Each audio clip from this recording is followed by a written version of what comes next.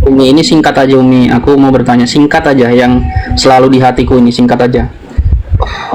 Menurut Umi, Tuhan yang mengutus Yesus itu sama nggak sama Allahnya orang Muslim? Ya, terima kasih, pertanyaan bagus. Nanti dilengkapi sama Bang Mesia dan Bang Milo ya. Menurut keyakinan kami sebagai umat Islam, Tuhan yang mengutus mulai dari Adam, Abraham, Ibrahim, Yakub, Yakov, atau Moses atau Musa, atau Isa atau Isou, tidak ada Yesus ya, Isou atau Isa atau Yeshua, atau Nabi Muhammad, Ahmad,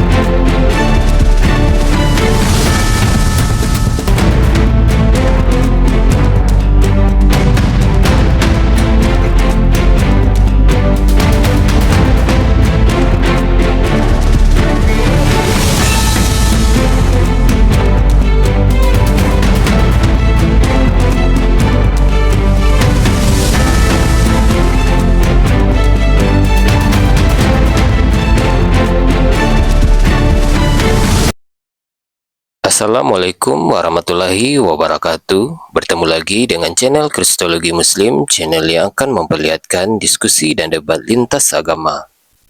Pada kesempatan hari ini, semoga kita semua dalam keadaan sehat walafiat, selalu diberikan kesehatan, dan segala macam urusan dilapangkan, dipermudahkan, dan dilancarkan seperti apa yang diharapkan, dan juga diberikan segala kecukupan ekonomi, rezeki yang melimpah yang tidak pernah habisnya dari Allah Subhanahu wa Ta'ala. Di video kali ini masih seperti biasa, saya akan memperlihatkan diskusi dan debat lintas agama, di mana nantinya apologet Islam dan oknum Kristen akan saling bertanya dan menjelaskan agama masing-masing. Yang mana kita akan bisa menilai mana agama yang benar-benar bisa diterima dan dipahami secara akal pikiran manusia yang berakal. Di video ini juga kita akan melihat diskusi dan debat Unirifa dan apologet Islam lain dengan beberapa oknum Kristen yang mana kita bisa mendapatkan ilmu dan pengetahuan tentang ajaran Islam dan ajaran Kristen. Dan bagaimana berjalannya diskusi ini, apakah akan berjalan tenang dan santun atau malah sebaliknya memanas, di mana biasanya oknum Kristen jika tidak sanggup menjawab pertanyaan dan juga tidak terima ajaran dan isi kitabnya dibahas, mereka akan emosi dan marah, bahkan sampai menghujat pribadi atau ajaran. Nah, daripada penasaran dengan diskusi dan debat ini, mari kita simak saja videonya sekarang. Suka-suka bapaknya masuk komal kita pula mengatakan dia betul. Berapa? Yohanes ada yang mau naik. 6. Coba ibu buka. Bentar, ada yang mau naik nih. Bentar dulu.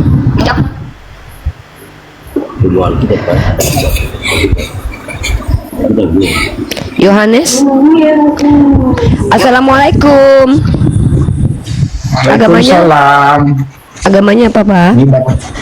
Ini banyak kerjaan jadi stres, mendingan maki-maki Oten mah. Ayo Bang, saya dukung kamu. Kalahkan si siapa namanya? Si paling mahasiswa. Yohanes 14 gimana? Aku masih ya. Yang kau aniaya. Kak, tahu nggak Kak? Di akhir zaman itu hanya dua yang bergelar Mesias loh. Satu Nabi Isa, yang kedua Dajjal loh. Jangan kakak Dajjal. Bang, pokoknya kita hantam dia Bang. Dia kan tadi pakai data tuh Bang. Bang Kris. Dengar teman-teman ya, ada dua yang bergelar Mesia di akhir zaman. Satu Nabi Isa, yang kedua Nabi palsu alias Dajjal. Jangan lihat Dajjal ini. Nggak bilang boleh Bang. Ayo Bang Kris, ayo kita hajar dia Bang. Enggak, bukan. Beliau ini bukan bergelar Mesia guys. Gelarnya Om iPhone ya. Gelarnya bukan Mesia tapi gelarnya Om iPhone. Apa Bang Kris? Yohanes pasal 14. Jangan Ayat ganggu 6. dulu Om iPhone. Yohanes 14 ayat 6. Kita baca. Akulah jalan kebenaran dan hidup. Tidak ada seorang pun yang datang kepada Bapa kalau tidak melalui aku. Apa, coba jelaskan apa yang abang pahami dari ayat itu, Bang Kris? Itu kan tadi, makanya ibu sudah paham nggak itu? Bahasanya Yang tadi itu apa bang yang dia jelasin Jadi, itu Nerifa? jadi sudah jelas Tuhan sudah Apa yang berkata jelas? sudah berkata bahwa barang siapa hanya kepada Tuhan Yesus itu yang punya jalan kebenaran kan hanya melalui Tuhan Yesus. Artinya bahwa tidak ada jalan lain kalau kita keyakinan Bang Kris, kita ngomong apa, kamu ngomong apa loh? Jadi stres Suruh saya. Bang Milo naik, suruh Bang Milo naik. Coba itu. iya. Hanya Bang Milo Bang Milo coba mengerti naik dah. dulu. Kayaknya Bang Milo paham bahasa langit. Ini bahasa langit nih. Bang Milo ini ilmunya tinggi ya. Jadi kalau Bang Milo ini dia paham bahasa langit nih. Coba Bang Milo jelaskan dulu. saya sudah jelas. Assalamualaikum. Tidak perlu lagi. Waalaikumsalam warahmatullahi wabarakatuh. Waalaikumsalam warahmatullahi wabarakatuh. Halo ibu. Enggak ini coba Ya. ini ada, saya punya murid dua nih. Yang satu bisa bahasa alam sang sekerta, yang satu bisa bahasa roh. Mesia ini bisa bahasa roh, kalau Bang Milo ini mungkin bisa bahasa Ayam bisa, bahasa ayam, bahasa semut. coba. Coba Bang Milo dulu. Okey, kalau Bang apa Milo yang ni saya faham daripada Abang Chris cakapkan tadi ya. Yesus mengatakan bahawa dia adalah, kata Yesus kepadanya, akulah jalan dan kebenaran dan hidup. Jadi apa yang Yesus kata di situ, dia adalah jalan. Dia apa? Dia jalan. Okey, lagi apa lagi Yesus Jalan. kata? Selain dia jalan, dia juga kebenaran. Lagi apa lagi? Hidup. Okey, dengar betul-betul. Yesus kata jalan, kebenaran, hidup, ni dua, tiga, ya. Tidak ada seorang pun yang datang kepada aku, kepada Bapa, kalau tidak melalui aku. Jadi tidak melalui apa? Tidak melalui jalan. Jadi kalau kita mahu ke kedai di sana panggil apa, toko ya? Indomaret lah. Indomaret. Okay, kita mau ke Indomaret, kita harus melalui apa? Melalui jalan. Untuk ke mana? Ke Indomaret. Gitu. Jadi artinya kalau Yesus itu jalan, tujuan kamu apa? Yesus ataupun Indomaret? Jadi tujuan kamu Yesus jalan itu, atau tujuan kamu Allah Bapa? Kan begitu. Tujuan kita ke Allah Bapa. Dan Yesus itu adalah jalan raya ke, jalan tanah merah ke, jalan lumpur ke, jalan. Ya, jalan. Itu jalan. Yesus mengakui dirinya jalan. Tapi tujuan kita bukan jalan, bukan kita nak tidur di jalan itu. Kita mau ke Indomaret beli rokok. Jadi jalan. Saya ulang balik. Jalan raya, jalan tanah merah, jalan Semak Samun, mungkin ada ular dan sebagainya. Tapi yang penting jalan.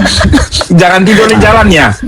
Saya kena ulang-ulang selalu ni, sebab nampaknya oten-oten ini selalu dia tujuannya jalan, bukan tujuannya Indomaret tu. Dia Indomaret. tujuannya jalan. Ya itu.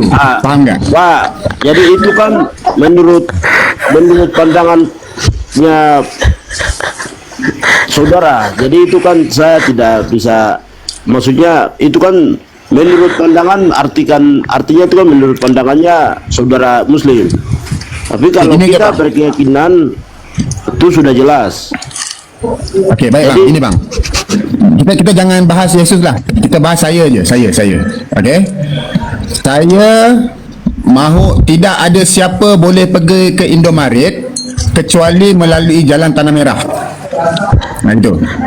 Jadi sebenarnya semua orang mau ke mana? Ke Indomaret ke mau ke Tanah Merah ni sebenarnya? Ke Indomaret. Ke Indomaret. Jadi berhentinya di mana? Berhenti di Indomaret atau berhenti di jalan Tanah Merah? Turun. Ini oten-oten ini bikin macet di Jakarta, Bang Milo. Mereka nggak mau pulang ke rumah, mereka tidur di jalan. Orang suruh ke Indomaret, kamu berhenti di jalan. Itu masalahnya. Aduh, ini Saya tu Anan macet, ini keren nih. Indonesia tu macet. Bang Milo. Ini Bang Milo, ini ada Anan nih. Ya, Anan Anan. dia Silakan, Kristen. Anan. Bagus nih. Halo Anan, saya suka apa kabar Kristen, Dek? Bang. Malam Sana. ini. Dek, kamu belum kirimkan nomor dana Halo. sama nomor GoPay lo. Ini ada utang 100.000 Dek. Ya, alaihi salam. Halo. Dah siap luar Iya, iya. biasa. Ini dahsyat luar biasa. Anan, Uni kan ada hutang 100.000. Kirimkan ke ini ke DM. Udah ya? Oh sorry. Kalau begitu nanti Uni transfer. Kita selesai diskusi Uni transfer nanti ya. Oke, silakan Anan. Kita lagi bahas tentang jalan keselamatan. Ya. Enggak, Umi, ini singkat aja Umi. Aku mau bertanya singkat aja yang selalu di hatiku ini, singkat aja. Menurut Umi, Tuhan yang mengutus Yesus itu sama nggak sama Allahnya orang Muslim? Ya, terima kasih, pertanyaan bagus. Nanti dilengkapi sama Bang Mesia dan Bang Milo ya. Menurut keyakinan kami sebagai umat Islam, Tuhan yang mengutus mulai dari Adam, Abraham, Ibrahim, Yakub, atau Moses atau Musa, atau Isa atau Isou, tidak ada Yesus ya, Isou atau Isa atau Yeshua, atau Nabi Muhammad, Ahmad, Al-Amin, atau apapun gelar beliau, itu sama, yaitu Allah Subhanahu wa Ta'ala. Sama saja. Yang membedakan adalah kalian Kristen dapat informasi tentang Tuhan ini dari kitab karangan manusia yang tidak jelas, anonim. Kami bedanya dapat keterangan ini dari Nabi Muhammad SAW.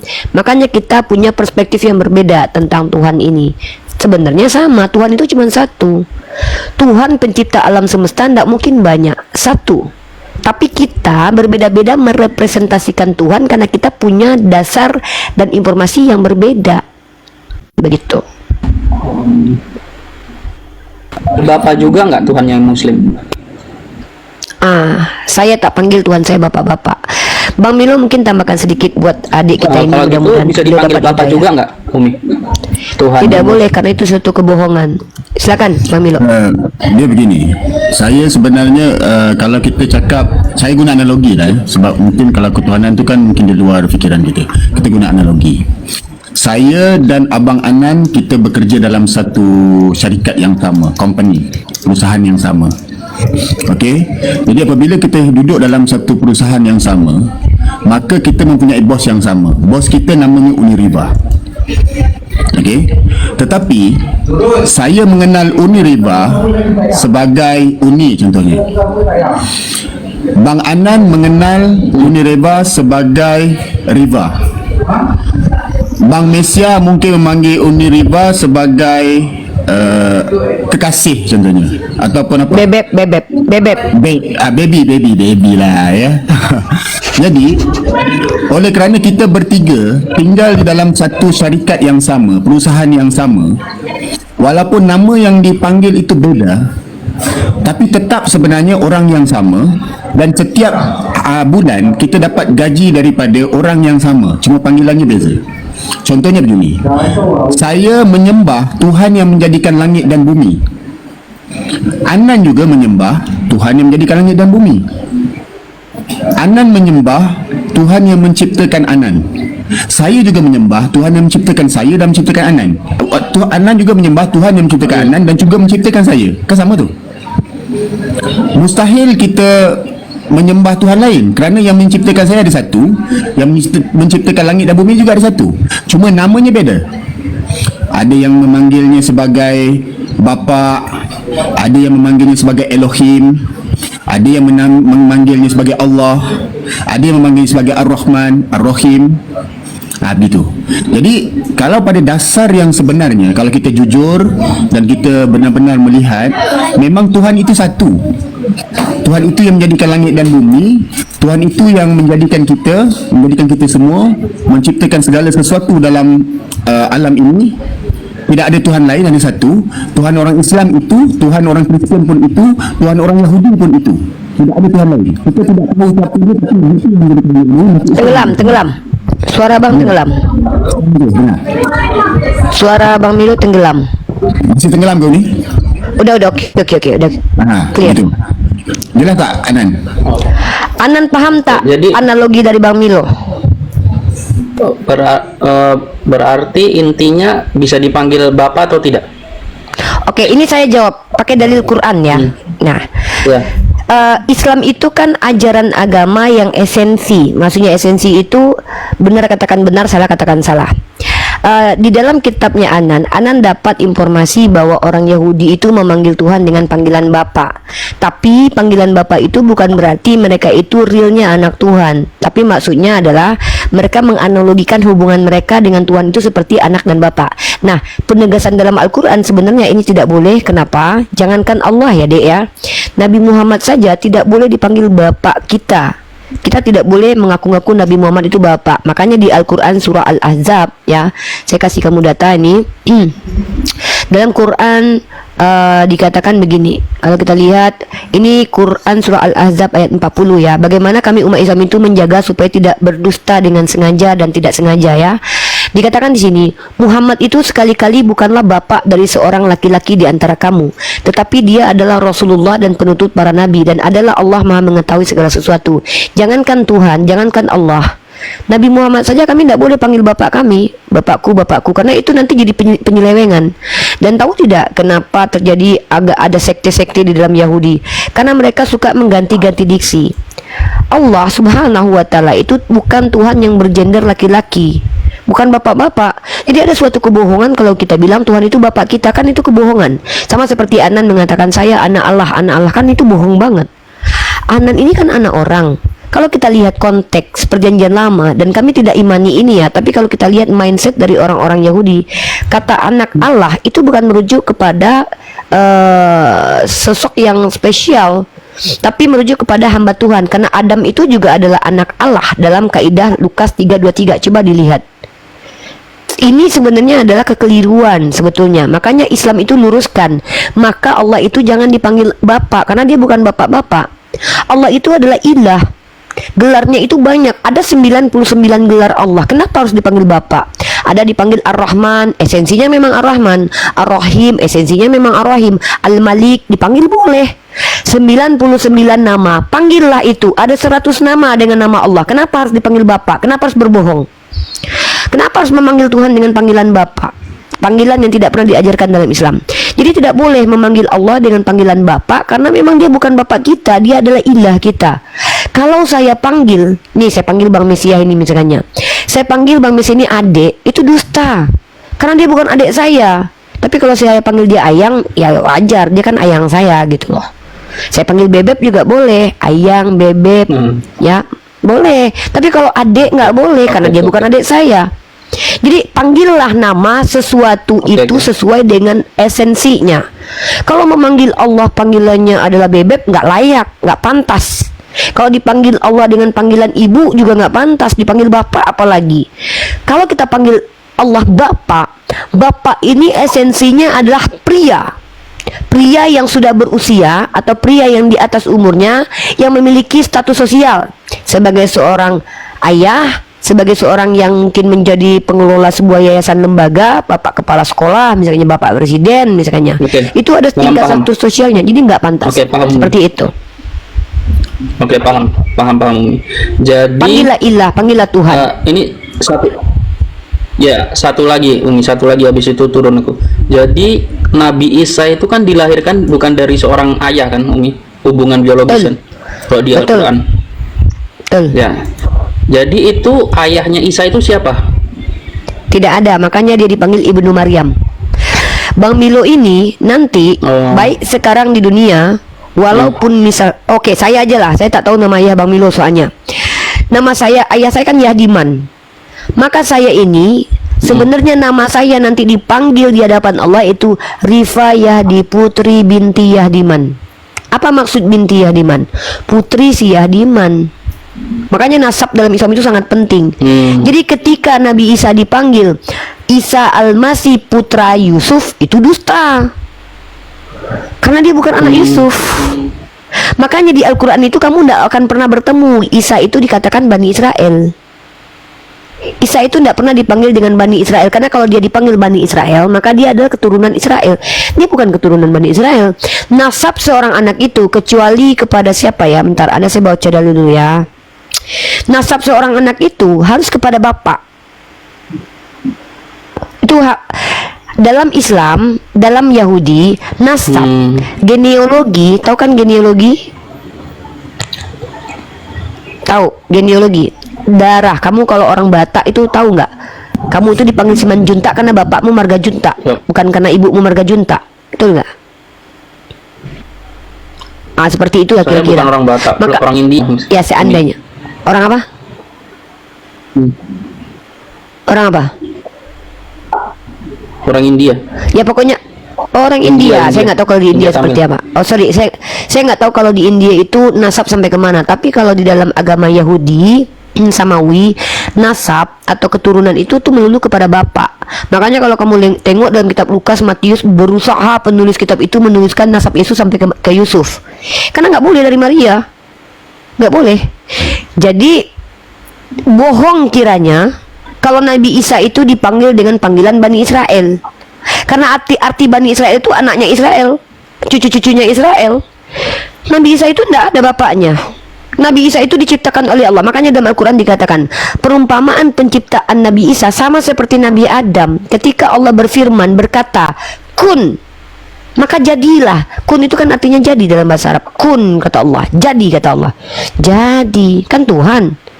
Jadi nggak perlu capek, nggak perlu lelah Tuhan itu gitu loh, karena Tuhan gitu loh. Allah berkehendak dengan caranya. Allah menjadikan dengan caranya. Ada yang Allah jadikan karena proses, ada yang Allah jadikan hanya dengan jadi saja begitu. Maka tidak pernah Nabi Isa itu dipanggil dengan sebutan Bani Israel. Coba kalau kita lihat Isa ibnu Maryam, Isa ibnu Maryam. Coba sebentar ya, saya kasih kamu dalilnya.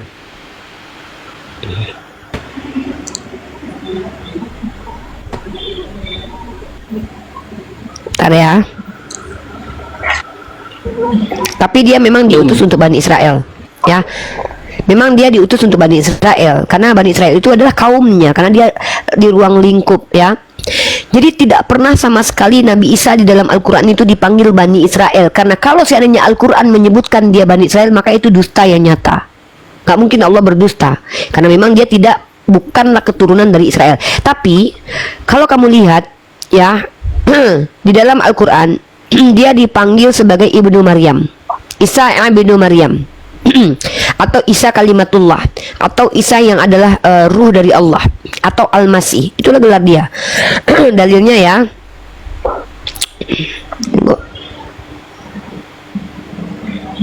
Jadi gini Adnan ya, kita lihat bagaimana Al-Quran itu tidak mengandung dusta sama sekali. Mustahil Nabi Muhammad itu bisa tepat sekali menyebutkan begitu ya. Quran surah Al-Baqarah ayat ke-87. Dan kami telah memberikan kepada Isa putra Maryam. Justru kalau ada dalil di Al-Quran dia dipanggil Bani Israel, wah berarti karangan orang ini. Nah, coba kamu renungkan ya. Ini saya ajak kamu berpikir nih.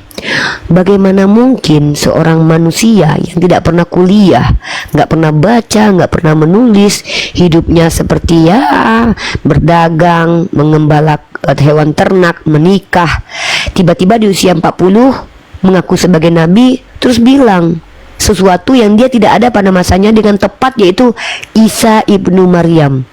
Kalau dia itu sebenarnya ngarang, apa sulitnya dia mengatakan Isa Bani Israel?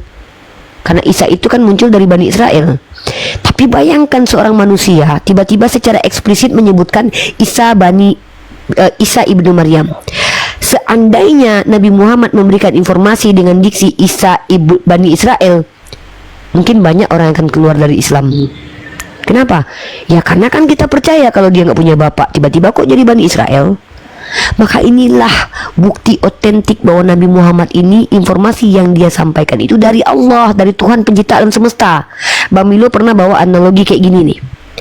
Saya punya HP ini, saya akan bisa menyebutkan apa saja file yang ada di dalam. Ya. Silakan. Umi, sorry Umi, bukannya mau membantah atau mau apa? Ini aku pun belajar juga. Mati itu pernah baca Injil nggak? Injil, Taurat dan Zabur. Oke. Nabi Muhammad itu tidak pernah membaca kitab-kitab para ahli kitab. Itulah kenapa salah satu definisi ummi itu adalah bukan hanya tidak bisa baca tulis, tapi juga tidak pernah membaca kitab sebelumnya. Kehidupan Nabi Muhammad itu yang tergambarkan baik dalam sirah nabawiyah, dalam riwayat hadis, asar, ataupun dalam Al-Quran itu adalah orang yang menjalankan kehidupan dengan hanif. Hanif maksudnya dia menjalankan milah Nabi Ibrahim. Dia mengikuti milah Nabi Ibrahim, mengikuti milahnya Nabi Ismail tanpa berbelok. Artinya gini, Orang di Arab itu, mereka itu sudah punya ajaran dari Nabi Ismail. Mereka sudah percaya bahwa Tuhan itu adalah Allah. Tapi kurang ajarnya mereka adalah mereka menambahkan Tuhan lain, Allata, Mana, dan Uzza. Tapi Nabi Muhammad dan beberapa kaum ahli kitab lainnya, mereka tidak menyeleweng. Artinya mereka tetap jalannya Nabi Ismail. Tapi mereka belum mendapatkan syariat yang diturunkan kepada mereka, yang diberikan kepada Nabi Muhammad, seperti harus sholat 5 waktu, puasa di bulan sekian, belum. Mereka mengikuti peninggalan dari Nabi Ismail alaihissalam. Itu kenapa mereka disebut dengan orang Hanif, lurus, tidak menyeleweng. Kalau kaum kafir Quraisy itu, mereka sebenarnya percaya bahwa Tuhan itu Allah, tapi mereka menyeleweng, mereka tambahkan Tuhan lain. Ini perbedaan kaum kafir Quraisy, makanya mereka disebut dengan musyrik. Gitu. Oke. Menyekutukan Tuhan. Halo Umi, thank you Umi untuk jawabannya semua luar biasa. Semoga ini bisa menjadi perenungan untuk saya Umi. Siap. Thank you teman-teman semua. Semoga Allah memberikan God bless you. karunia kepada Anda Gini, supaya Abang Anan, sebentar ya Abang Anan sebelum turun. Ya. Dengar tak? Oke gini. Ya. Ini kan kita sama-sama nih. Kamu mempercayai atau menyembah Tuhan yang menjadikan langit dan bumi. Ya Tuhan yang menjadikan kamu, betul tak? Kita jangan sebut namanya Ya, dulu. betul. Tuhan yang menjadikan kamu. Bukan sekadar menjadikan kamu, juga menjadikan saya. Okey? Saya juga Ya, menyembah betul. Tuhan yang menjadikan saya dan juga Tuhan menjadikan kamu. Okey, baik. Yep. Mesej yang diturunkan daripada Tuhan kepada kita, itu Tuhan tidak turun langsung memberitahu kita, bercakap di telinga kita, kan bukan gitu. Mesej atau pesanan atau risalah itu dalam kitab-kitab, betul? Setuju tak? Ya, betul. Baik. Sekarang ni kita, nanti Abang Adnan turun, sama-sama fikirkan, lihat di dalam kitab-kitab Abang. Okey. Abang cari kalau betul Tuhan yang abang sembah itu menciptakan abang, menciptakan langit dan bumi ini, maka cuba cari di dalam kitab-kitab itu. Ada tak dia memberitahu perkara itu? Gitu. Ini dalam Al-Quran itu. Maksudnya gimana? Umi bisa jelaskan Umi? Coba. Maksudnya Entar suara Bang Milo mendem. gimana? Madam, gini. Contoh beginilah, gini. Sekarang ni, Gimana? ini kan plain. Sorry. Bukannya apa? Faham, baik. Ini challenge. kurang- Bang Milo kasih challenge. Paham aku. Nah, saya memberikan satu challenge lah ya, cabaran ya. Okey. Kan kamu menyembah Tuhan yang menjadikan kamu, betul? Jadi aku juga menyembah Tuhan menjadikan aku. Sinyalnya di sini nggak bagus Umi, punyaku. Sekarang Oh, dengar tak? signalnya nggak bagus. Oh, sinyalnya nggak bagus ya. Atau ginilah, ibarat ada sebuah handphone. Dengar tak? Ba- Analogi, boleh dengar nggak? Sudah dengar tak? Dengar? Dia signalnya tak bagus. Oh, tak apalah, okeylah. Kalau tak dengar ya, nggak apa-apa lah. Nanti Anan sering naik ke sini, insya Allah kita berbagi aja wawasan. Saya senang dengan Anan karena memang dia mau belajar Bang Milo, bukan untuk mendebat debat kusir, tapi dia memang betul Bentar, belajar. suaranya putus-putus. Iya, Anan perbaiki dulu signalnya biar bisa kita masuk. Ya, lanjut. Ya, lanjut. Lanjut Umi, lanjut. Habisnya putus. Ya, silakan Bang Milo. Okey, sekarang Silakan. Anda dengar suara saya nggak? Suara saya jelas nggak? Jelas. Okey, baik. Begini, abang menyembah Tuhan yang menjadikan abang, dan abang juga percaya Tuhan itu menjadikan saya. Itu betul. Abang percaya itu. Saya juga percaya Tuhan saya menjadikan saya, dan Tuhan saya menjadikan abang. Jadi Tuhan kita sebenarnya sama. Cuma pemahaman tentang Tuhan yang mana yang betul. Okey, jadi saya minta abang carikan satu bukti di dalam kitab abang, kerana Tuhan itu memberitahu risalah atau pesanan tidak terus ke dalam telinga kita, tetapi melalui buku-bukunya, melalui mesej-mesejnya yang dihantar melalui kitab-kitabnya. Jadi abang cari di dalam kitab abang bukti yang logik, yang boleh diterima akal, bahawa Tuhan abang itu menjadikan abang. Lain kali abang naik kemari dan saya akan tunjukkan bukti yang kukuh, bukti yang tuntas bahawa Tuhan saya yang menjadikan saya dan abang. Gitu. Oke, saya Abang coba cari. simpulkan nih. Anan begini Ya. kata Bang Milo. Bang Milo ingin memberikan sebuah tantangan kepada Anan. Kan sama-sama percaya nih. Anan percaya yang disembah itu Tuhan pencipta. Bang Milo juga percaya bahwa yang disembahnya juga pencipta. Bang Milo bisa membuktikan kepada Anan bahwa yang disembah dia itu adalah Tuhan pencipta. Maka Bang Milo menantang Anan, coba cari dalam kitab yang Anan baca sekarang ini, buktikan kalau yang menciptakan Anan itu adalah Tuhan. Dalam perspektif Bible itu tunjukkan bukti gitu, jadi saling membuktikan. Kalau cuma bilang kalau cuma bilang begini, Tuhan saya pencipta, itu kan cuma klaim. Bang Milo mengatakan Tuhan saya pencipta juga, itu kan klaim, kan sama-sama mengklaim. Nah Bang Milo nanti kasih bukti, Anan juga coba carikan bukti kalau Tuhan yang Anan maksud itu yang disembah itu adalah pencipta Anan. Berikan buktinya secara rasional, ilmiah gitu. Seperti itu kurang lebih. Nanti naik lagi ke sini, nanti Bang Milo saya undang ke sini nanti, karena Bang Milo ini kan tak tiap hari naik dia. Oke, siap Umi, siap. Oke. Good. Oke, thank you ya Umi semua. Sama-sama Dek, sehat-sehat ya. Semoga Allah memberikan hidayah kepada Anan. Insya Allah nanti Anan Uni akan kirim 100.000 tadi atas pertanyaannya luar biasa ya. Maaf Uni tadi nggak tahu, belum baca. Oke, Anan boleh standby di sini, boleh turun, itu pilihan Anan. Ya siap. Ya sudah lah kalau gitu deh, ini sudah ada Tante, sudah ada Bang Milo, saya dibawa aja lah. Cuman itu minta saya naikin satu oten yang goblok. Saya pingin dengar dia diskusi dengan Bang Milo itu. Bang Milo kayak jadi gimana? Saya pengen dengar di biar ketawa sendiri lah. Coba kita kerjain Bang Milo lah sekali-sekali. Jangan Tante minta melulu, ya kan? Mana mau Bang Milo? Coba lah biar kita dulu. Ya Bang Milo. Ada masa sedikit nih. Ada masa sedikit, bisa. Oh ada. Ada masa sedikit. Iya, saya dibawa aja ya. Sini Saya aja, standby Pak. sini aja. Dibawa aja ya. Sini aja. Standby Pak. Sini aja. Dibawa. Assalamualaikum warahmatullahi wabarakatuh. Assalamualaikum warahmatullahi wabarakatuh. Nggak mau dia. Oke ya, kita kasih kesempatan Abang Milo untuk diterapi ya, karena Bang Milo ini jarang terapi oten. Jarang terapi oten. Double Tante Mika ini loh. Double lagi lah. Iya, kena kutuk Tante Mika ini. Kenapa ini? Jadi memang Bang Milo ini dia berasal dari kampung durian runtuh ya. Adik-beradik, ada kerabat dengan Tok Dalang, ya kan? Jadi tak apa-apa lah, sekali diterapi sama Oten. Masa Tante Mika terus? Biar tahu rasa Bang Milo macam mana di sini. Tok Dalang itu jiran saya ya. Jiran. Tetangga saya tuh. Kok double ini Tok Dalang ini? Aku double. Tes. Enggak, udah enggak. Nandar kasih tema, Nandar kasih. Aduh, double lagi Tok Dalang ini. Nandar kasih tema, Oten tak selamat. Nandar kasih tema dulu. Jangan tiduran aja lu. Tengok bibir lu, ngapain tuh bibir lu kayak gitu? Si Nandar. Limit dulu, Tante Mika. Tante Mika ini noise banget. Nah, kita kembali lagi ke literasi tadi ya. Saya kan janji kasih materi nih. Jadi kalau kita lihat dalam iman Kristen, keselamatan itu suka-suka Tuhan. Tadi saya sudah tunjukkan ya. Menurut orang Kristen, Tuhan mereka itu kalau menyelamatkan itu bukan karena perbuatan baik. Tapi lucunya, ini bertentangan dengan perkataan Yesus. Kata Yesus begini, perempuan ini diampuni karena dia banyak berbuat baik nih.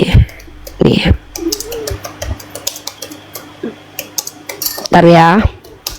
Makanya saya bilang Kristen ini berbeda ajaran dengan Yesus. Yesus berkata, Lukas 7:36-50 ya, kita lihat ya.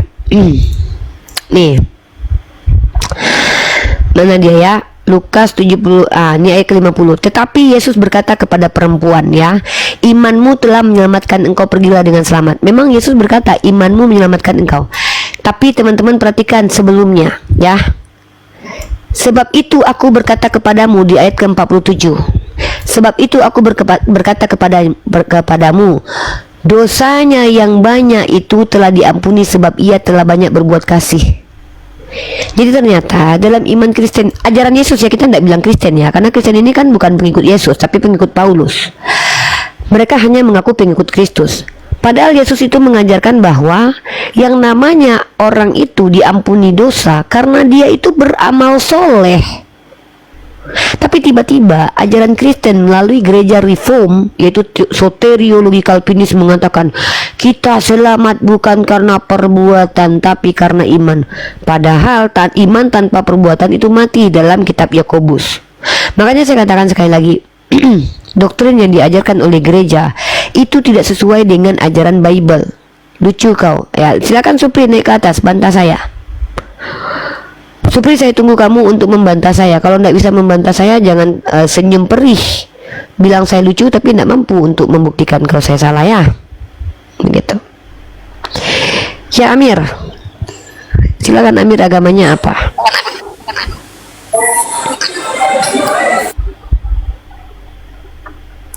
Ya silakan Supri, coba bantah saya Supri ya. Silakan open mic. Silakan Bro Supri. Kalau yang saya katakan itu salah, silakan katakan saya salah di mana. Saya salah baca kitab. Nanti Mika double.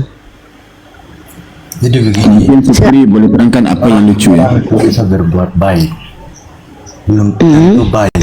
Tapi kalau orang benar itu sudah pasti baik. Pembunuh Orang saja. benar itu seperti apa? Ibarat begini ya, ibarat begini. Seorang pembunuh, seorang perampok berikan sumbangan ke gereja atau masjid, itu pendeta hajinya nggak tahu uangnya dari mana, uangnya halal atau enggak. Terus itu pertanyaan. Tapi belum benar. Saya sepakat, namanya baik Iya. belum tentu benar. Iya. Yang saya tanya itu adalah, di dalam agama Kristen, kalian diselamatkan itu karena perbuatan atau karena iman saja?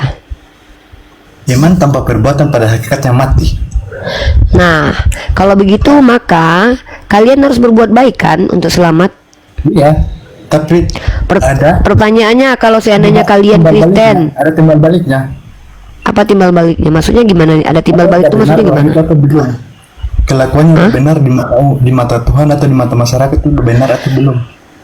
Benar itu adalah hak prerogatif Tuhan. Makanya setiap perbuatanmu itu harus benar di mata Tuhan. Pertanyaannya, mana perbuatan benar menurut Tuhanmu dalam kitabmu? Salah satunya apa perbuatan yang benar? Yang harus kita lakukan adalah kita ikuti atau apa namanya perintah-perintah Tuhan, ajaran-ajaran yang saya percaya dalam Injil, itu yang harus kita Oke. ikuti.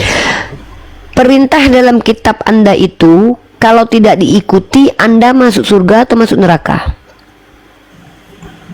Udah jelas itu, udah jelas sekali kalau kita melanggar aturan-aturan Yesus, ajaran-ajaran Yesus, udah jelas kita Mantap ini Bapak, ini mantap sekali. dalam kerjaan surga. Betul ya. Kalau Anda tidak mengikuti ajaran Yesus, maka Anda masuk neraka, betul? Iya. Oke. Silakan sekarang Anda buka. Saya mau mengetes nih, Anda konsisten tidak? Coba Nah, buka sekarang di kitab lokasi. Anda. Oke, saya bantu. Oke, nggak apa-apa, saya bantu ya.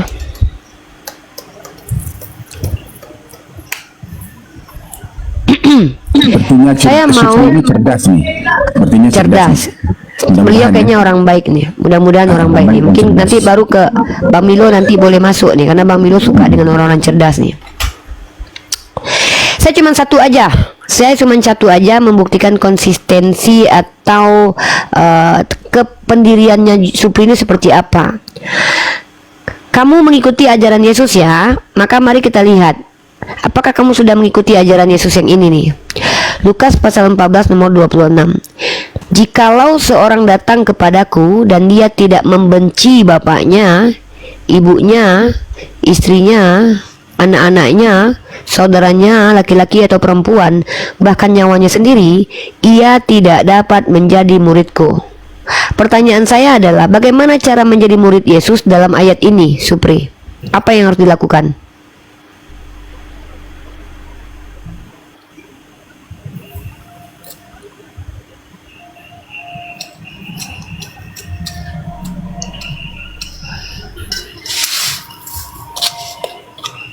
Halo? Halo? Ya gimana?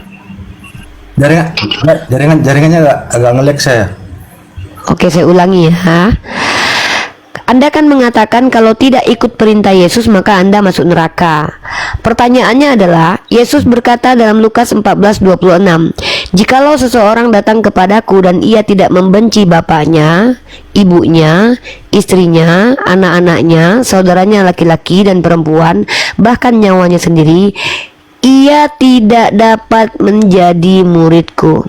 Maka berdasarkan ayat ini, bagaimana caranya supaya jadi murid Yesus? Kita bisa baca dari ayat pertama sampai akhir. Kita jangan ambil. Silakan dibaca. patokan ayat. Ya, silakan, saya tunggu. Silakan baca dulu, saya menunggu ya. Habis itu jelaskan ke saya. Mungkin kita naikkan yang lain dulu. Kita baca ayat dari ayat pertama sampai ayat terakhir. Kita jangan. Silakan dibaca, bro. Kalau saya yang baca, itu saya yang ngajarin. Tempat lain. Oke. Ini ayatnya kan 26 nih. Kita baca dari ayat pertama gitu. Iya. Ya, oke. Agak panjang ini ya, 2 perikop malahan. Perikopnya itu dari bahkan jadi, ya silakan. Anda baca sendiri ya. Saya kasih kamu ayat, kamu baca sendiri ya. Oke. Baca dari ayat pertama, silakan.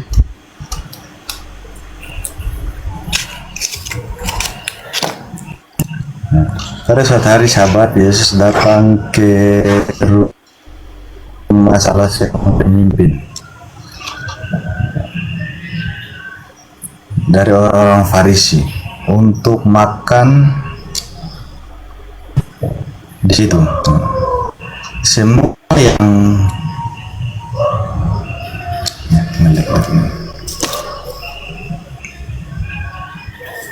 Semua yang lanjut bisa serang semua yang hadir ya mengamati. ngelek jaringan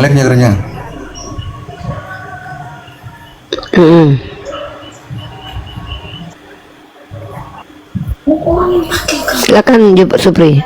Agak Bang Milo besok masuk bisa ini ya. Bang Milo masuknya besok nanti. Kita baca 3 perikop nih Bang Milo ya. Soalnya kita 3 perikop nih Bang Milo. Ini perikop 1 ya. Ini perikop kedua ya. Ini perikop ketiga Bang Milo. Jadi ini kita 3 perikop nih. Perikop ketiga ini siapa yang harus diundang. Nah, jadi kita bahas ini di ayat ke-26. Nah, belum lagi. Itu dia dari siapa yang harus diundang itu.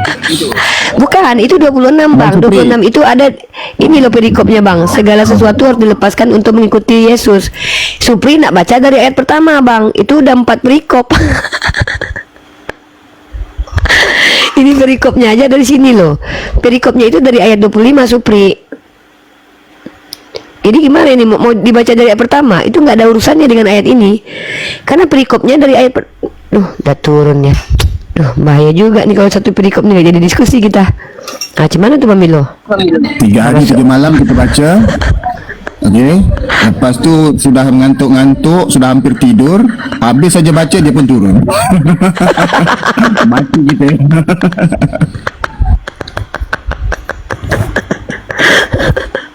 Ya Allah ya Rob. Jadi kita sekarang jumpa satu lagi perangai Oten ya. Dia pandai ngeprank. Disuruh kita baca dari ayat pertama sampai ke ayat 26.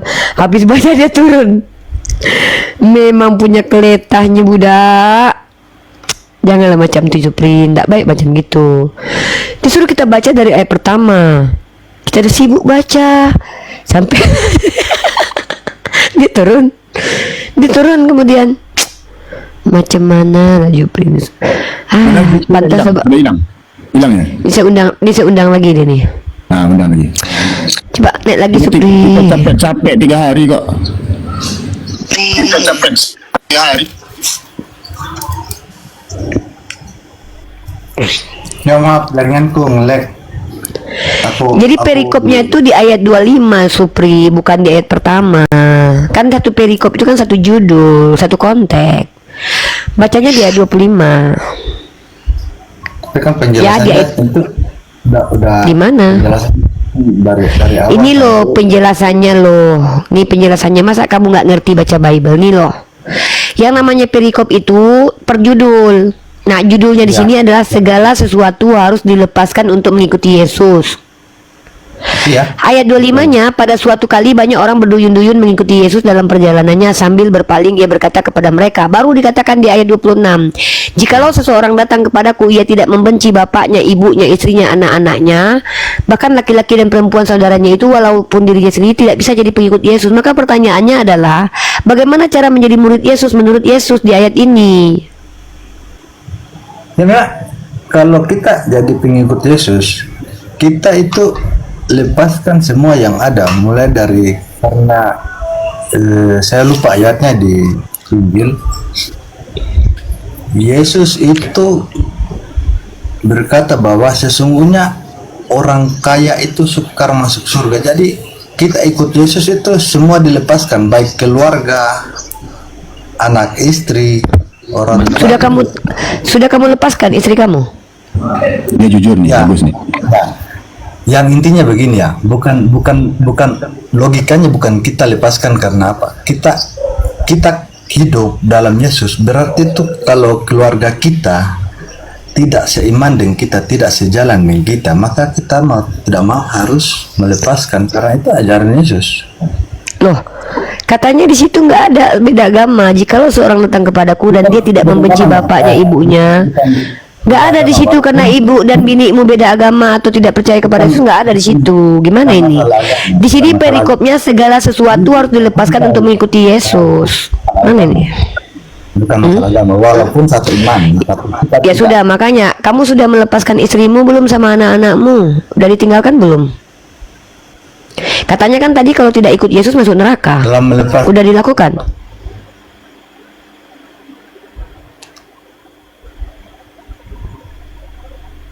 Jaringannya ngelek ya. Jaringannya bermasalah. Itu baru satu ya. Supri ada banyak lagi tuh. Nah, harus jaga-jaga kamu.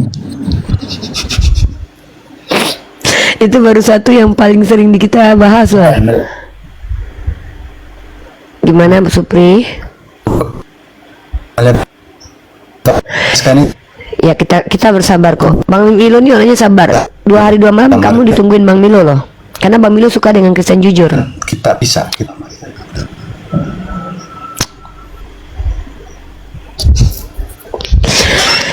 Masya, inilah ya. Tidak apa-apa, Supri, nanti standby aja dulu kalau jaringannya udah bagus ya. Kita tunggu kok. Bang Milo mau nungguin kamu 2 hari 2 malam katanya. Aku mau nunggu Uni aja yang nggak sanggup. Nanti ditutup kemana?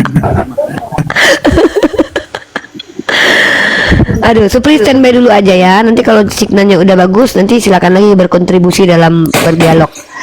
Halo Pak Toto.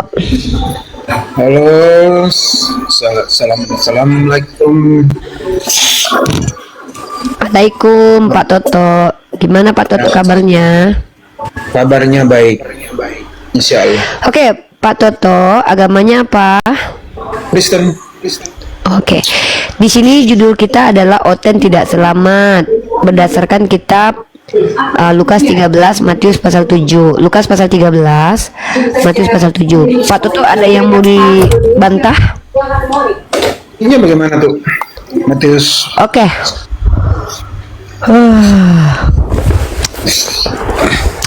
Kita baca dulu ya. Matius pasal 7. Pak Toto, nggak ada Bible di sana ya? Enggak, kita lagi ini. Oke, saya bacakannya saja ya. Lagi di jalan. Oke, boleh. Tidak setiap yang memanggil aku Tuhan, Tuhan masuk ke dalam kerajaan surga, melainkan yang mengikuti kehendak Bapakku yang di surga. Nih kita lihat Matius 7:21 ya. Nih saya kasih lihat aja biar enak kita. Bukan setiap orang yang berseru kepadaku Tuhan, Tuhan akan masuk ke dalam kerajaan surga, melainkan dia yang melakukan kehendak Bapakku yang di surga. Nah, pertama, di sini Yesus mengatakan masuk surga itu bukan karena kalian menuhankan Yesus, tapi kalian mengikuti kehendak Bapa.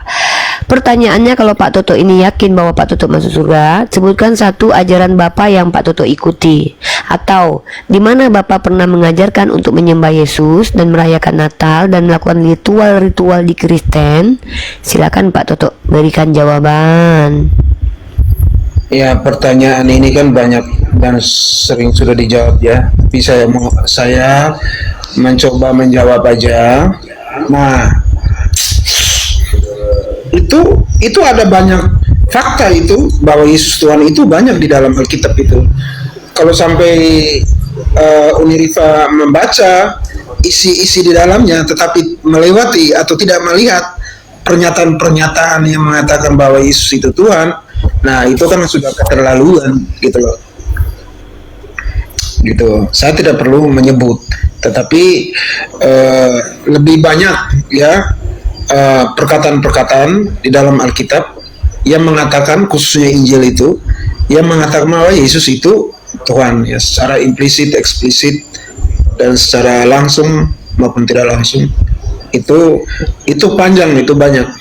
Kalau kita mau mengulas, ya bahkan dari kitab Perjanjian Lama, tetapi di Perjanjian Baru aja itu udah ada. Saya pikir ini rum-rum ini kan sudah banyak di komal-komal yang lain tentang Yesus itu Tuhan, itu sudah banyak. Jadi saya pikir juga nggak usah nanya lagi tentang itu, gitu loh. Yang lainnya, Pak. kalau tadi saya lebih justru tertarik itu yang tadi itu, tidak setiap orang yang memanggil aku Tuhan, nah itu selamat. Tidak setiap orang ya, berarti tidak semua, artinya tidak semua, berarti ada sebagian yang selamat. Nah, mengapa sebagian ini ya, Rifa, dengar apa tidur? Nah, ini kamu yang nanya, tetapi Ketiduran. Soalnya tadi saya nanya, di mana perintah Allah Bapa menyuruh menyembah Yesus satu, atau mana perintah Allah Bapa yang orang Kristen ikuti? Itu loh. perintahnya itu ada, dengarkanlah dia ya, inilah anak Mana? sendiri, dengarkanlah dia. Iya, dengarkanlah dia, bukan Tuhankanlah dia. Dengarkanlah dia. Saya juga disuruh mendengarkan. Saya juga disuruh mendengarkan ulama saya, bukan berarti saya menuhankan ulama saya. Yang saya tanya itu adalah, kan syarat masuk surga menurut Yesus itu adalah kalau mengikuti perintah Allah Bapa. Maka di mana tertulis perintah Allah Bapa merayakan Natal, menyembah Yesus, ke gereja, itu di mana? Atau mana perintah Allah Bapa yang diikuti oleh Kristen? Coba. Oke, Misalnya tunjukkan perintah Bapaknya, terus ditunjukkan, oh ini buktinya Kristen mengikuti. Nah itu, silakan. ya. Mana perintah Allah Bapa yang diikuti oleh Kristen, atau salah satu alasan mendasar kenapa Kristen itu ada, gitu loh. Itu salah satu itu adalah Tidak ada. Pertanyaan itu adalah mana perintah Allah Bapa yang diikuti Kristen, atau mana perintah Bapa menyuruh nyembah Yesus sama dengan apa mendasarnya Kristen itu ada. Itu tidak ada kaitannya. Yang saya tanya adalah mana perintah Allah Bapa yang diikuti Kristen satu, atau udah, saya udah ngerti. sebutkan perintah Allah Bapa ketika kalian menyembah Yesus itu, bahwa itu perintah Allah Bapa. Mana? Umi. Mana? Saya mau mengatakan perintah itu satu. Yang kedua, saya mau menegaskan lagi, karena perintah itulah yang menjadi alasan Kristen itu ada. Saya tambahkan. Mana perintahnya? Nah, perintahnya mana dulu? Mana perintahnya? Perintahnya itu apa? Kasihilah sesama manusia seperti dirimu sendiri. Di situ bukan perintah menyembah Yesus. Ya Allah, ya Rahman, ya Karim. Di mana perintah Allah Bapa menyembah Yesus? Ya mana? Sekarang perintah tentang menyembah Yesus ya, tadi saya jawab tadi itu perintah. Kamu tanya mana perintah Bapa yang kamu Kristen ikuti ya? Kita bilang, yaudah, itu dulu. Mana perintah Allah Bapa yang diikuti orang Kristen? Yang mana? ya kasih itu. Kita nggak pernah. Kasih siapa? Kasih apa? Kita nggak pernah, contohnya itu Kristen itu nggak pernah ribut-ribut sama orang gitu loh. Oh, Itu tunggu, bentar. Kristen tidak pernah ribut-ribut sama orang.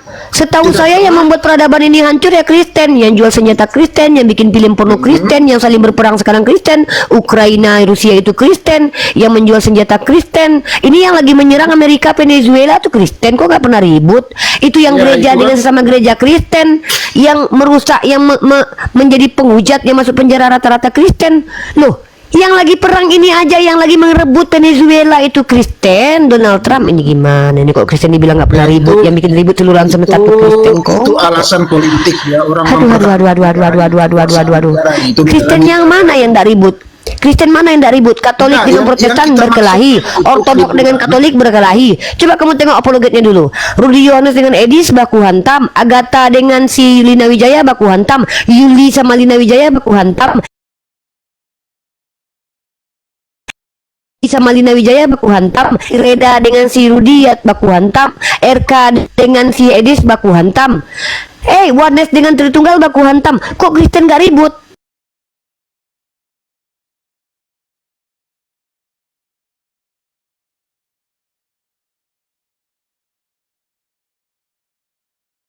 Gak ribut. Gini. Tuh, Agama, ajarannya agama. Nah, kalau misalnya Toto, jangankan memusuhi orang yang berbeda keyakinan denganmu, keluargamu aja kamu disuruh benci kok. Itu yang kita bahas dengan Supri tadi. Lukas pasal 14 nomor 26. Kalau yang tadi, mana sih? Kalau yang tadi itu maksudnya itu ya bukan membenci. Apa maksudnya? Bukan membenci dalam artian kamu marah-marah, bukan. Membenci itu dalam arti kamu meninggalkan ya. Kamu meninggalkan. Berarti kamu harus meninggalkan istrimu? Ya, harus meninggalkan. Udah kamu tinggalkan istrimu? Udah kamu tinggalkan belum istrimu? Di Katolik itu ada orang-orang yang mewakili kita menjadi. Saya tanya kamu, bukan Katolik kok. Kamu bawa Katolik. Emang kamu Katolik? Kalau saya ini kan awam ya, jadi mengikut Kristus ini. Oh, berarti kalau orang awam nggak perlu ikuti Yesus. Kalau yang orang yang berilmu aja ikuti Yesus. Kalau awam nggak perlu gitu. Ya, ada panggilan. Kita tuh ada yang katakan panggilan. Oh, kamu termasuk yang termasuk pengikut Yesus atau bukan? Kita pengikut Yesus, tetapi kita digembarkan oleh kamu mereka. Ngikutin nggak ini? Jadi, kamu udah ikutin, udah tinggalkan istri belum? Kata-kata Yesus. Kamu sudah meninggalkan, saya tanya gini loh, kamu sudah meninggalkan anak dan istrimu belum? Lah, istriku meninggalkan aku. Gimana coba? Istriku itu kan dia pulang dari Mekah, ya dia ninggalin aku. Nah itu. Aku nggak nanya istri kau ninggalin kau. Kalau kau ditinggalkan istri kau gara-gara kau nggak mampu, itu nggak ada urusannya sama aku. Yang kutanya kau sudah tinggalkan belum anak istri?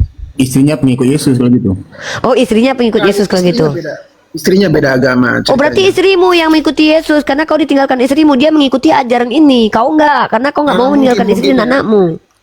Mamamu sudah kau tinggalkan belum? Orang tuamu sudah kau tinggalkan belum? Oh, itu untuk orang-orang itu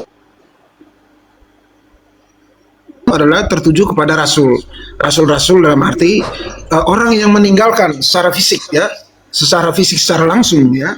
Misalnya Umi mau menjadi murid rasul saya nih, murid saya nih. Nah, lu tinggalin, nah, ikut saya gitu loh. Oh, berarti nah, ayat ini bukan untuk Kristen. Ayat ini hanya untuk murid Yesus berarti. Nah, pesan gini. Pesan yang ditangkap oleh sesudah zaman kerasulan itu adalah, nah yang pertama itu panggilan secara langsung untuk orang yang biarawan ya, orang-orang iman. Saya tanya gini aja deh, nggak usah bertele-tele kayak. Saya mau tanya.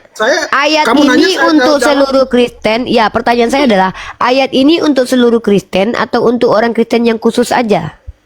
Untuk seluruh Kristen gitu loh. Ya udah kalau gitu untuk kamu juga nggak ini ayat ini? Ya untuk saya juga. Kamu ikuti nggak itu? Kita ikutin dalam hal tertentu. Yaudah, udahkah kamu tinggalkan mamamu?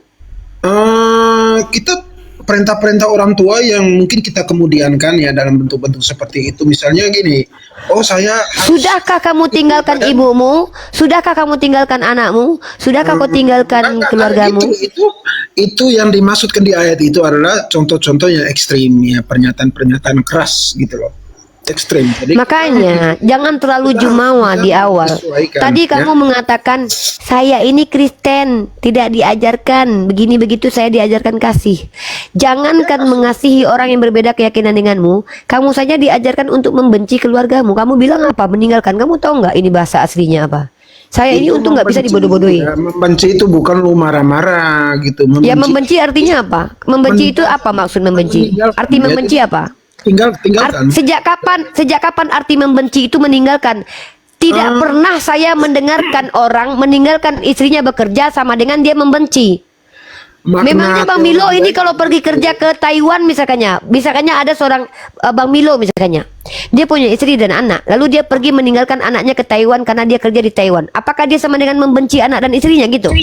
Dia tidak. Itu justru Saya sebaliknya, dia meninggalkan mencintai karena anak. sayang, mencari nafkah karena sayang. Tunggu dulu Toto.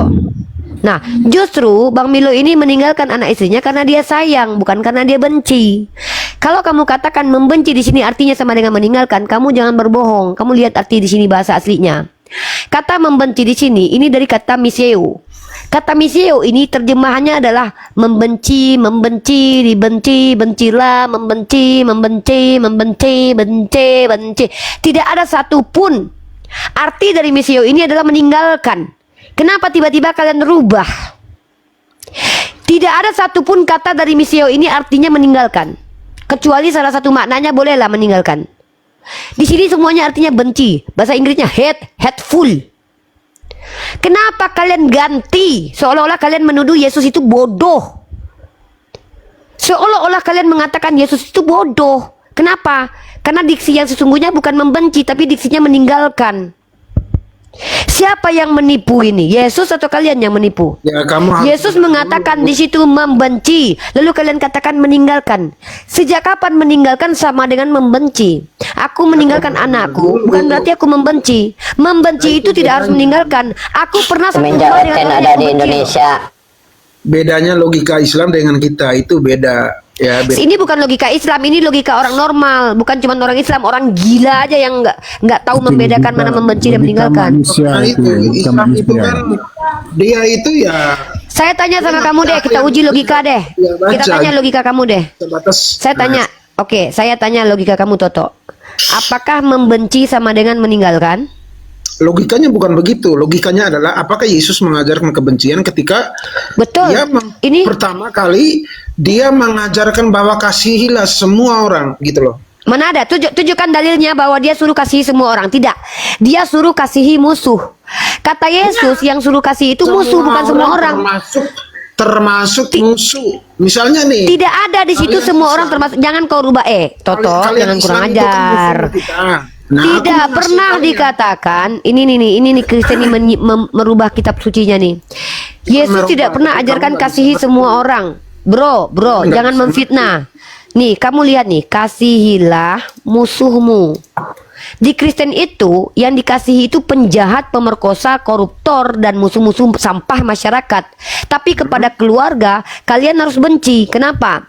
Dalam kitabmu ditunjukkan jika saudara marah ya, nih, jika saudara, ini kalau saudara ya, konteksnya kalau adalah keluarga dan saudara, jika saudara marah itu hukum. Ya, ini kata Tuhanmu ini. Kalau musuh Mana tuh? wajib kau Coba kasih. coba Oke, dibaca, saya kasih. coba dibaca. Saudara Ya, marah itu. sabar. Oke. Ya. Kita lihat ya bagaimana ajaran Kristen ini. Matius pasal kelima nomor 22. Nih, jangan kamu bilang Yesus itu mengajarkan kasih kepada seluruh orang. Tidak. Tuhanmu hanya memberikan kasih kepada para pendosa. Makanya aku bilang agama Kristen ini agama yang cocok untuk para penjahat. Matius pasal kelima nomor 22. Tetapi aku berkata kepadamu, setiap orang yang marah terhadap saudara nih. Ya, ini urusan kalau kita bersaudara nih, harus dihukum. Iya. Orang marah saja dihukum. Iya, betul. Siapa yang berkata kepada saudaranya kafir dibawa ke mahkamah agama, berkata bodoh saja masuk neraka. Loh, Betul. kalau begitu betul ajaran agamamu ini bukan ajaran kasih kepada seluruh orang, tapi ajaran kasih hanya kepada para penjahat. Buktinya, Sangat betul. kalau ada penjahat kepadamu jangan kau lawan, kau berdoa Sangat untuk betul. dia. Tapi kalau untuk saudara, kalau untuk saudara, makanya aku bilang ajaran Kristen ini adalah ajaran yang sangat kasih kepada para penjahat, tapi kasihan untuk keluarga. Ya, Kenapa? kamu salah Yesus paham. mengajarkan Kalau bukan kepada salah keluarga paham, kita ya pahamnya. bencilah mereka. Kamu pahamnya yang Diam salah. dulu. Loh, kok saya salah paham? Ya. 2 ayat, 1 Lukas 14:26. Yesus mengajarkan kebencian untuk keluarga dan orang terdekat.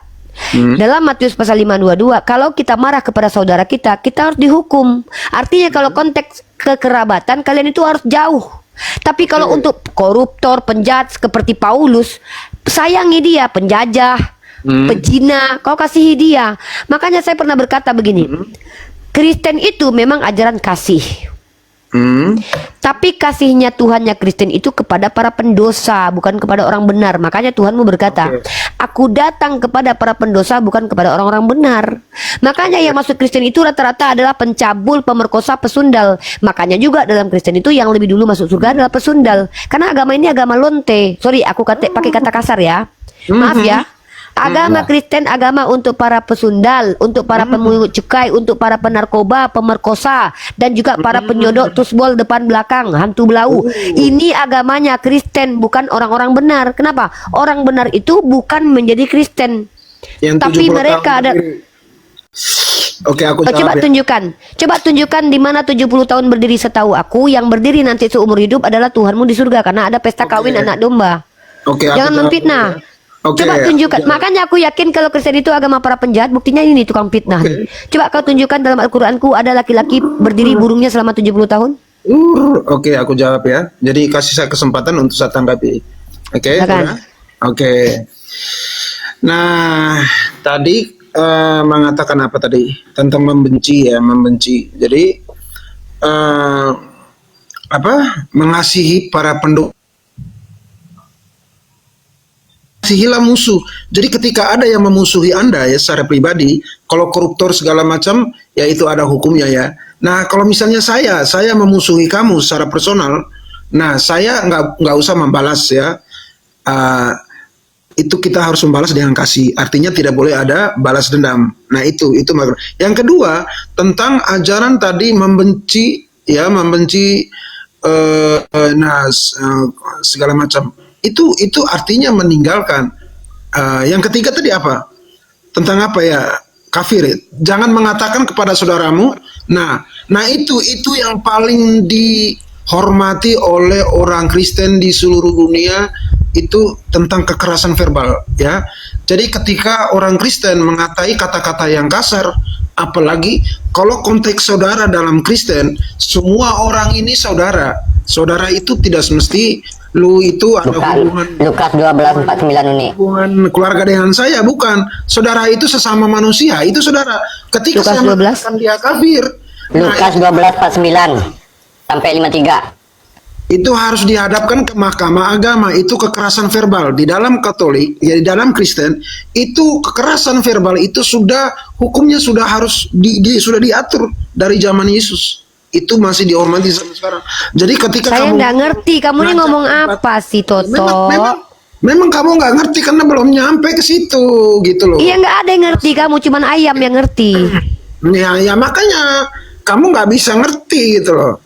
Ya karena kamu ngomongnya nggak jelas. Kamu ngomong apa? Coba kamu Ya, simpulkan sendiri omonganmu itu. Kesimpulannya adalah Ya aku bilang tadi ya, mengatai saudara itu kafir ya, itu dihadapkan ke mahkamah agama. Itu artinya apa? Di dalam Kristen ajaran itu orang tidak boleh berkata-kata secara keras, secara najis. Oke, berarti tidak boleh berkata kasar ya. Tidak boleh. Kalau mengatakan berkata orang kasar. munafik boleh nggak? Kalau mengatakan orang munafik boleh nggak? Hampir tidak ada perkataan munafik. Tidak ada. boleh. Tidak Berarti boleh. kalau ada manusia yang mengatakan orang lain munafik, masuk neraka dia. Kalau munafik masih boleh ya kalau munafik. Tapi kalau Oh, misalnya masih boleh. Kalau Masih- mengatakan masih bodoh, boleh. kalau mengatakan bodoh boleh nggak? kalau bodoh itu hanya karena dia kurang belajar gitu loh. Tetapi kalau Kamu kafir baca ayatnya loh. Kenapa kamu nggak baca ayat itu sampai selesai? Tetapi aku berkata kepadamu, setiap orang yang marah, ini marah saja loh saudaramu loh. Hukum, katanya ajaran kasih. Kalau penjahat, jangan kau marahi, kau kasihi dia. Inilah ajaran Kristen nih. Kalau saudara marah saja hukum. Siapa yang berkata saudaranya kafir harus dihadapkan ke mahkamah agama. Dan siapa yang berkata jahil atau bodoh harus diserahkan ke dalam neraka. Berarti kalau ada orang yang mengatakan orang lain bodoh, masuk neraka atau tidak? enggak, itu berkata jahil atau bodoh itu bukan berarti menyebut kata bodoh. Nah, kata jahil Jadi, dan bodoh di situ apa adalah arti orang jahil? yang jahil. Arti jahil Dan itu apa? Arti jahil apa? Dan orang Arti yang jahil suka ini apa? berkata-kata seperti orang bodoh gitu loh. Jadi dia maki-maki. Nah, itu Siapa yang berkata? Kenapa kamu kok tukar ayatnya? Inilah bukan pembelintir tukar perkataan Yesus ayatnya, nih. kamu nggak bisa mengerti. Ini maknanya nih, di situ. kamu lihat nih. Dan siapa yang berkata jahil tanda seru? Nah, iya berkata jahil itu bukan berarti dia menyebut kata jahil. Ya, saya jahil kamu. Terus? Nggak ada kayak gitu. Yang Ini kalau kamu tahu misalnya nggak tanda saya- kutip? Kamu tahu nggak tanda Kamu- kutip di kamu- sini? Ini nah, tanda itu kutip yang- loh. yang bodohnya Kamu kalian tahu di nggak situ. ini? Loh, ini Jahil tanda itu kutip artinya loh. apa? Rumi, saya jahil kamu. Salah nggak saya? Kamu tahu nggak ini? Kamu tahu nggak tanda kutip? Jahil Kamu itu tahu nggak apa? tanda? Jahil itu. Tanda titik dua ini tahu nggak artinya apa? Gue Tanda colek. titik dua ini untuk menyebutkan apa? Tubuh kamu nih, gue pelintir. Tanda tanda titik dua itu maksudnya apa dalam kaidah bahasa Indonesia? Itu artinya perkataan yang tanda kutip ya di situ, perkataan yang penting. Perkataan yang disebut. Ini tanda kutip, ini tanda titik dua ini Dia menjelaskan. menyatakan bahwa kata yang tidak boleh disebut adalah kata jahil. Iya, kata jahil. Aduh. Nah, Kayak mengatakan jahil orang kamu. bodoh, Umi, dan siapa yang berkata bodoh? Siapa? Ini tanda seru loh. Kamu tahu nggak? Kamu tahu kaidah bahasa Indonesia? Ini titik dua dan ini tanda seru. Kamu sekolahnya di mana gitu loh? Saya jelas sekolah saya bahasa Indonesia saya 9, makanya saya tanya sama kamu. 9. Titik dua dan tanda seru itu maksudnya apa? 9 aja nggak paham. Gini. Nah, inilah titik dua ini adalah merujuk kepada kutipan perkataan, makanya ada tanda seru di sini. Tanda seru ini adalah perkataan, sebuah pernyataan. Apa pernyataannya? Bodoh. Nah, saya tanya sekali lagi sama kamu. Dari mana kamu berkata, siapa yang ngajarin kamu dalam kaidah bahasa Indonesia bahwa titik dua itu maksudnya adalah berkata yang perkataan itu semuanya perbuatan yang jahil? Mana? Coba. Itu bukan perkataan tapi perbuatan. Kalau perkataan itu kata-kata jahil atau kata-kata jahil, maka ada perkata-kata jahil. Tapi kalau berkata, maka merujuk kepada satu kata. Tapi kalau kata-kata jahil, misalnya kata-kata bodoh, bukan kata, tapi berkata-kata jahil. Kata siapa? Makanya belajar bahasa jahil. Indonesia jangan loh. Kata itu satu kata atau banyak? Kata itu bisa banyak atau bisa satu gitu loh. Ya. Jadi kalau saya bilang kata ayam, Berkata jahil. coba kau Kamu tunjukkan misalnya kata-kata ayam. Kamu Kata-kata berkata ayam jahil. selain ayam kau tunjukkan sama aku. Kalau Itu beda, saya masuk berkata di situ. jahil, maka itu satu kata. Kau tahu nggak kenapa kau masuk neraka besok-besok? Gara-gara kau nggak paham KBBI dan belajar bahasa Indonesia. Ya, Justru udahlah ya. kamu yang- Udah, kalau bukan diam. salah. Ya, inilah kekristenan teman-teman ya. Di situ tertulis dan siapa yang berkata, bukan berkata-kata. Siapa yang berkata merujuk kepada satu kata, titik dua, tanda seru. Maka di situ berkata jahil satu kata ataupun 1000 kata tetap aja. udah diam dulu, Soalnya- udah. Kau Kristen aja kau. Saya akhiri diskusi dan debat para pelogit Islam yang telah memberikan kita ilmu dan pengetahuan tentang ajaran Islam dan ajaran Kristen. Semoga ilmu yang kita dapat dari diskusi dan debat ini dapat membentengi kita dari pemutatan yang mana pada saat sekarang banyaknya misionaris mencari muslim yang awam untuk dimurtadkan. Saya akhiri video ini. Terima kasih kepada saudara-saudari muslim semua yang telah mengikuti diskusi ini sampai habis. Sampai ketemu lagi dan nantikan video-video diskusi dan debat apologet Islam selanjutnya. Assalamualaikum warahmatullahi wabarakatuh.